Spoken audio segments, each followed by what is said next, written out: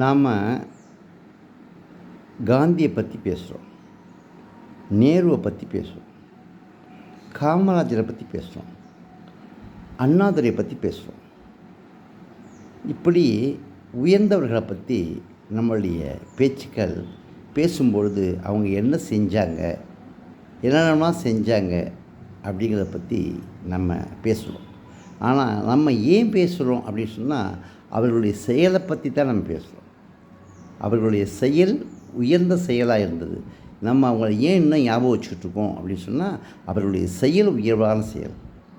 அவர் செஞ்ச செயல்களுக்கு ஈடு இணை எதுவுமே இல்லையே, அப்படிப்பட்ட செயல்களை செஞ்சவங்க தானே அவங்கெல்லாம். அப்படிங்கிறதுனால தான் அவங்கள நம்ம இன்னமும் பேசிக்கிட்டு இருக்கோம். எப்போவே இறந்து போனார் காந்தி, எப்போ இறந்து போனார் நேரு, எப்போ இறந்து போனார் அண்ணா, எப்போ இறந்து போனார் காமராஜர். இருந்தாலும் அவர்களை பற்றி நம்ம பேசிக்கிட்டு இருக்கோம்.